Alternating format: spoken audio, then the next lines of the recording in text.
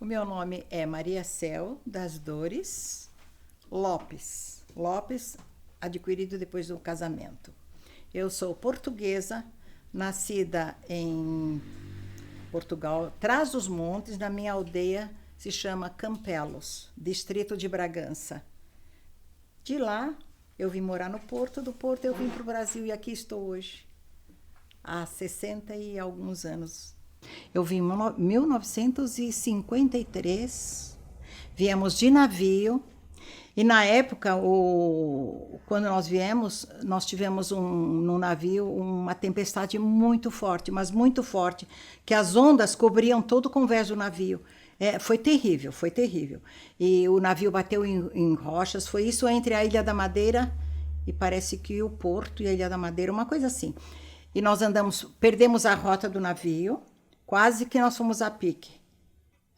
Assim, o bom é que o navio que eu estava tinha sido anteriormente navio de carga, era um navio bem resistente, que se fosse de passageiros atual, na época, teria furado o casco e a gente teria ido igual os do Titanic.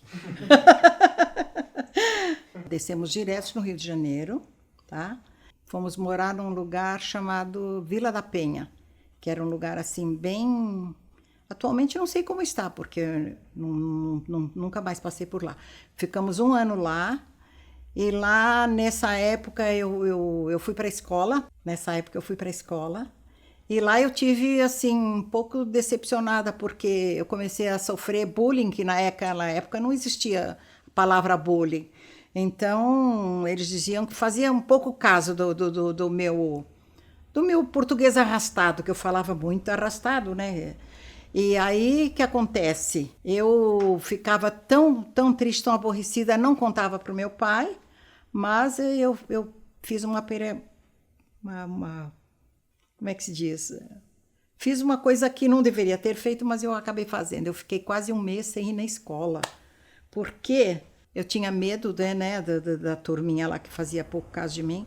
Eu ia para a casa de uma amiguinha, e lá a mãe da amiguinha dizia, você não tem aula? Tenho sim, de manhã, mas mentira, era à tarde, porque eu estava com medo de ir para a escola, de tanto pouco caso que faziam de mim. Aí um dia a diretora foi para lá e na minha casa chegou pro meu pai, perguntou, ele disse, não, ela vai na escola sim. Quando ele descobriu, eu tomei uma surra, mas uma surra, que hoje em dia não é mais permitido criança apanhar, mas naquela época podia. Então eu aprendi a lição. Eu saí do Rio de Janeiro, fiquei um ano, vim para São Paulo. E nos adaptamos melhor, porque no Rio era muito quente, a mamãe passou muito mal. E aqui ela se adaptou, porque é um clima mais ameno, né? São Paulo, inclusive nós chegamos aqui no quarto centenário, teve uma revoada de pássaros, de pombos, e os aviões desciam e jogavam uns papeizinhos brilhantes, assim, foi lindo, né?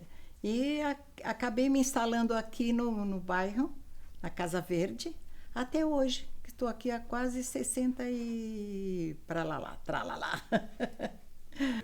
Sim, aí eu fui estudar, me formei professora de música no conservatório. Antigamente era Brasileiro de Harmônica, que agora não existe mais, né? E conheci meu marido, né? Formamos uma família e tenho 4 filhos. Eu sou filha única, mas eu sempre disse não quero ter um filho só, que é ruim. Eu tive 4 filhos, 3 homens e uma menina temporona. E desses 4 filhos eu tenho 9 netos lindos, maravilhosos, que eu amo de paixão. Com os meus pais, até os 9 anos de idade. Nós nos deslocamos aqui para esse país maravilhoso. As expectativas grandes, que na época a maioria dos europeus queriam vir para o Brasil, que era um país próspero, que dava as oportunidades, né? Então, a esperança da gente poder ter um pouco mais de conforto na vida para a família, ganhar um dinheirinho. Um pouco de medo, porque uma terra nova, uns costumes diferentes, teve bastante dificuldade a princípio para uma adaptação. Não, nunca. Já voltei, cada vez que eu chego lá é uma emoção tão grande, meu Deus, porque você volta no lugar das suas raízes, né? Apesar de eu sair pequena de lá, A gente sente, dá uma emoção tão grande, que eu chego lá e desabo a chorar, né? De tão emocionado que eu fico. Chego lá, vou na casa que eu nasci, né? Entro, choro, mas para morar, eu acho que não. Eu morava na aldeia, na época que eu nasci, mas quando eu vim para o Brasil, eu morava na cidade do Porto, que é uma cidade muito linda, né? Bem histórica, né? E eu fiquei lá até os 9 anos, na cidade do Porto. Na aldeia eu fiquei até os 2. Depois meu pai veio para a cidade e a gente se instalou. Adoro o Brasil, uma cidade que acolhe todo mundo, né? Uma cidade que acolhe, acolhedora, né? Me sinto bem aqui, tenho a minha família, meus filhos, meus netos, meus amados netos. E é isso, a vida continua. Na loja dele. A loja dele, né? E aí, o que acontece? A mamãe estava fazendo... Antigamente, as mães faziam muito enxoval para as meninas. Jesus do céu. Tinha 10 anos, já começava a comprar enxoval. Tanto que passava até de moda, né? Você tinha que usar, porque já tinha lei. Aí a avó ficava no balcão, né? A avó Flora. E aí nós entramos para ver o vitrine bonitinho. Aí ela falou assim, entra, tem coisas lindas aqui. Tá fazendo enxoval? Falou minha mãe para menina, para jovem. Sim, então vem, a gente faz crediário naquela época, né? Aí entramos. Gostamos, ela disse que gostou. Venham fazer compras aqui. Na segunda vez que eu entrei na loja, tava lá o vô. O vô bonitão. Não era tão bonitão. Ele era magro, orelhudo e narizudo. E aí a avó, olha, gostei de você. Olha, meu filho é solteiro. Aí. Meu filho é solteiro, vocês podiam namorar. Eu falei, nossa, mas nem conheço ele, né? Não, mas eu te apresentou, né? Meu marido, né? Aí pegou e acontece que ele começou a me olhar, chavecar, que nem fala agora, né? Sei lá. Aí um dia ele me convidou para ir no cinema. Aí eu aceitei, eu estava descomprometida mesmo, né? Aceitei, fomos ao cinema. Ótimo. Segundo passeio, adivinha onde ele me levou? Nunca tinha ido ao teatro, fui assistir My Fair Lady, com a Bibi Ferreira naquela época, que era uma peça maravilhosa, um musical, um dos primeiros musicais aqui no Brasil, aqui em São Paulo, né? Eu fiquei encantada, eu falei, não é tão bonito, não é meu tipo, mas tá me agradando. Aí foi, me levou numa lanchonete e tal, enfim. Me agradou pra caramba. 2 semanas depois ele falou assim, desculpa, mas não vai dar. Eu sei que você é uma menina que não gosta de ficar passando o tempo, é para casar. E eu não estou em intenção de casar porque eu sou muito novo ainda. Acabei de me formar, acabei de montar a minha loja. Eu não quero compromisso sério.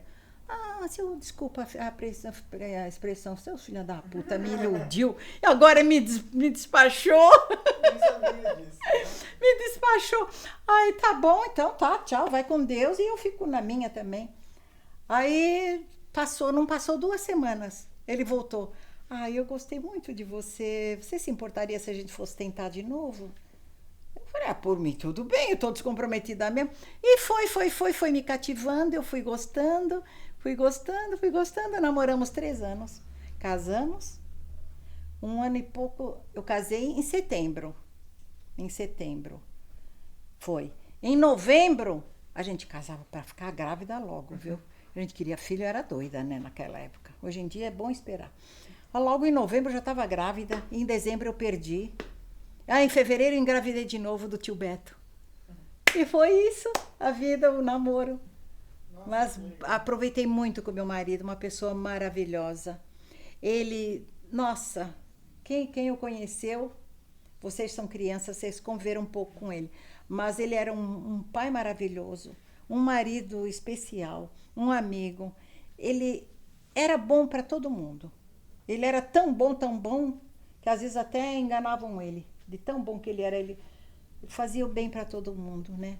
Uma pessoa maravilhosa. Me levou, passeamos muito, viajamos muito depois que ele se aposentou. Nossa, viajamos quase o mundo inteiro. Brasil inteiro também. Por isso que eu sinto falta. Faz 11 anos que ele se foi. E eu sinto muita falta dele. Muita.